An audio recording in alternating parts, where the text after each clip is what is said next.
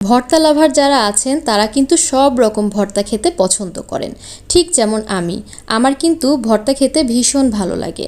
তো এখানে আমি আজকে কাতলা মাছের লেজ ভর্তা করব। মাছ ভর্তার মধ্যে সবচাইতে অন্যতম হলো এই ভর্তাটা, আর আমি কিন্তু প্রায়ই এইরকম করে ভর্তা করে থাকি। এই ভর্তাটা আমার কাছে ভীষণ ভালো লাগে। তো আজকে আমি করছি কাতলা মাছের লেজ ভর্তা। এর জন্য যা যা উপকরণ লাগবে সবই কিন্তু আমি প্লেটে সাজিয়ে নিয়েছি। সবার আগে আমি মাছটাকে হলুদ, লবণ আর মরিচ দিয়ে ভালো মতো মেখে নিয়েছি। তারপরে তেলের মধ্যে কড়া করে ভেজে নিয়েছি।